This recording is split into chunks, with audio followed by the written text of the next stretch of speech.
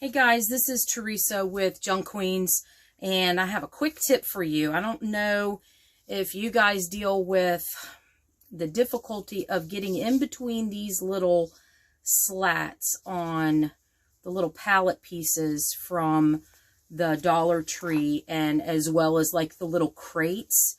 So I'm going to show you a quick tip if you're trying to really stain any pieces even on a larger scale. We did quite a few of the crates literally in a matter of minutes by making a stain bath. This stain bath is made of half paint, well, it's paint and half water, so it's equal parts, 1-to-1.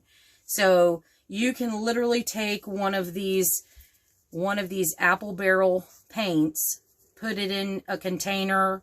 I like to use glass. You pretty much want it to be the larger or a little bit larger of the width of whatever the piece is that you're using. The depth is not quite as big of a deal, but really you want it to be the width, because we're going to roll it around in here and then we're going to set it out here to dry. But back to the stain, you can take like an apple barrel paint. I would not recommend using chalk paint just because, number one, it's extremely expensive.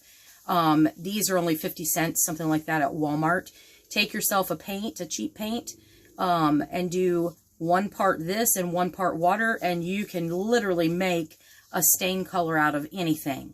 If you want it to be a little bit of a deeper color, just don't use as much water. You maybe could use instead of half and 1 part water, just use a little, dial back a little bit on the water part.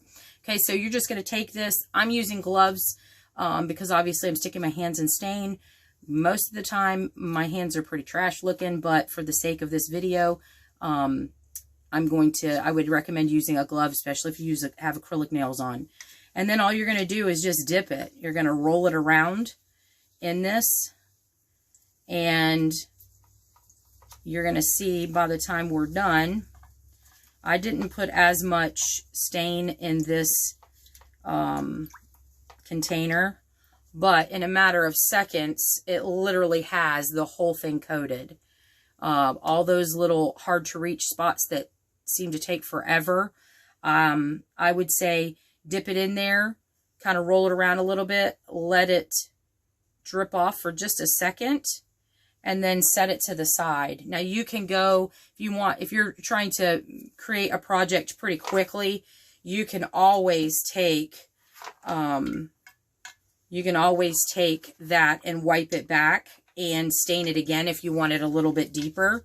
But that's all I'm doing. I'm just rolling them around in this, all the wood pieces, and in a matter of seconds, you have them stained. Now, I did quite a few of them outside, which I have another separate video for that, of a bunch of crates that we were doing for a craft show. But you can take any kind of wood piece. A quick reminder too, just make sure that you take all of the stickers off the back. Like this one, the sticker was not off the back of it, but that's pretty much it. You just roll it around.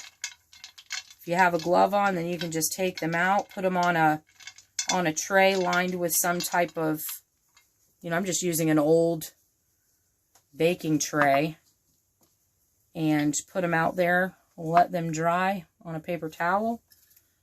Same with the crate. I'm going to show you how quickly. I should have made a little bit more of a bath in this. But you get the idea. It's literally, does not take near as long as trying to stain into each one of those little slats. And you can take your hand and wash it around like that, which is a lot easier too if you don't have, like I forgot, I should have made a little bit more. I've been staining for a while today, so I was trying to use the last little bit up to put a video together, but that's pretty much it. That quick.